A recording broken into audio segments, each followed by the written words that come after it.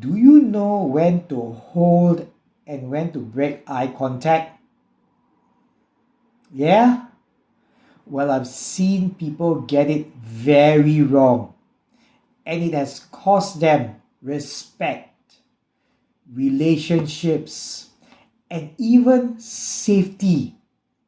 I'll elaborate later on, but first things first, I'll go through with you 2 techniques that you can use. I'll elaborate when you should use each technique, why certain techniques are not advisable, and just an overall view on eye contact in general. First things first, the triangle gaze. This is an extremely effective eye contact to use if you like to build a rapport with someone, you like to come across as confident, but you do not want to come across as a creepy statue. You know what I'm talking about? Or you do not want to come across as a scared puppy, the other end of the scale. That's right. You want to come across as cool, calm, confident. So how do you do this technique? Very simple. As the name implies, you imagine that there's an imaginary triangle on the other person's face. This triangle goes from one of their eyes to the other and to their nose. So, when you are speaking, you maintain the eye contact by looking at one of their eyes for a couple of seconds, going on to the other eye for a couple of seconds, going down to their nose for a couple of seconds, and you repeat the cycle. And when you're thinking, you break the eye contact, but never ever look down. Never look down because you can come across as submissive and disinterested, even if you are not submissive or disinterested. You just appear that way. So the question becomes, where do you look when you break eye contact? That's right.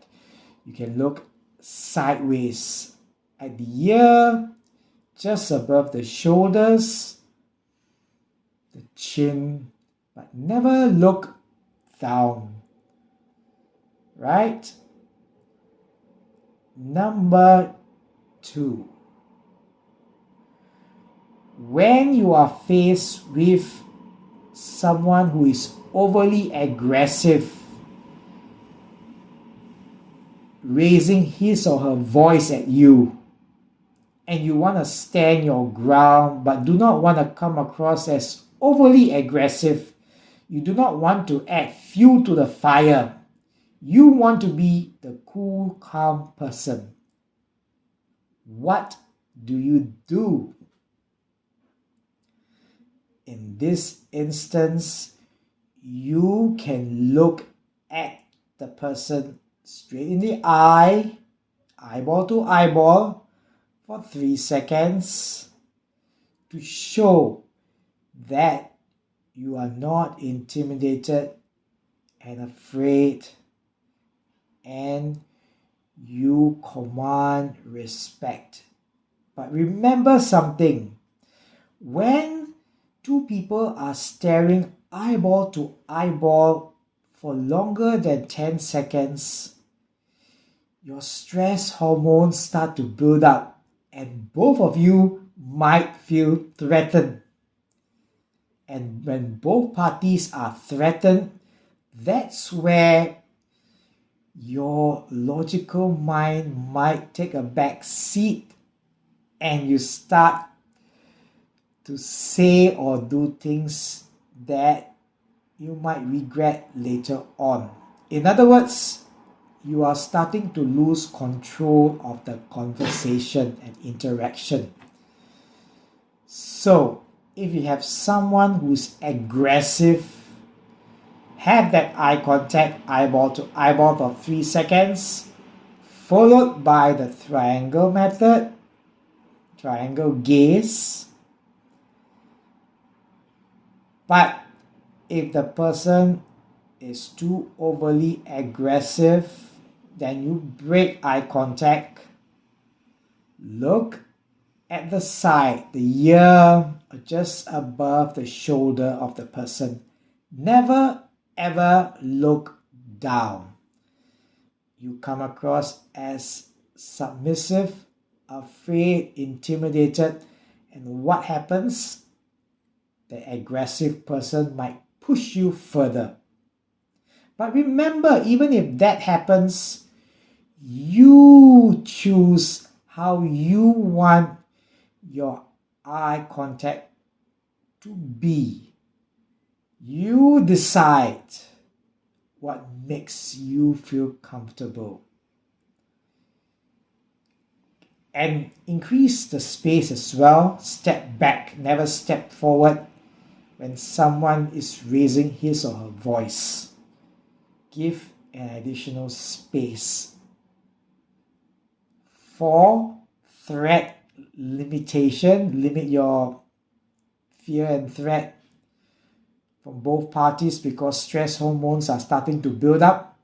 When there's raised voices, blood pressure rising, tone and volume, speed of voice is quickening, that's when you know you need to pause, lower your pitch, slower the pace, and you'll regain control.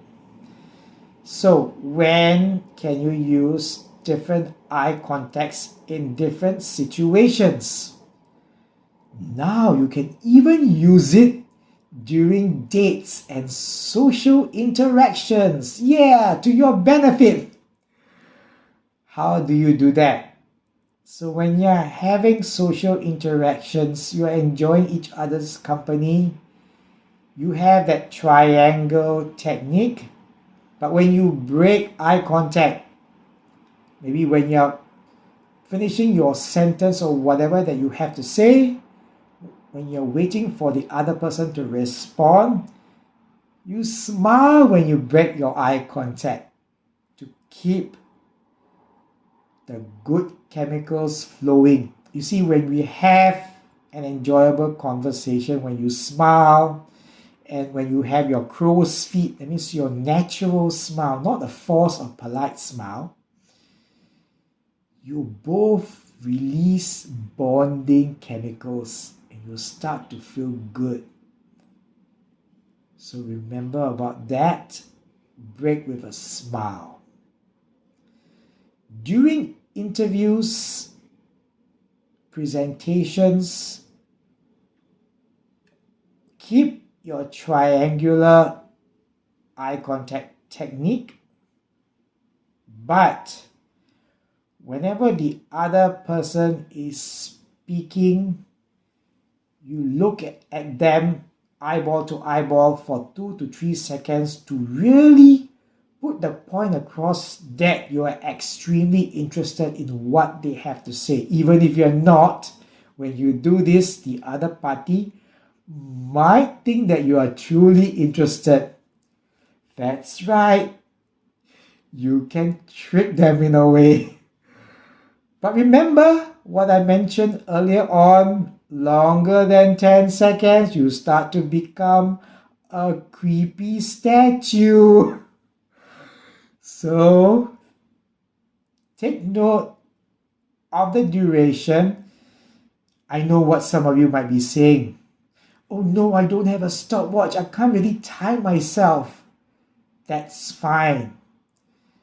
When you count for the first few interactions, you automatically start to get the rough estimation of the timing.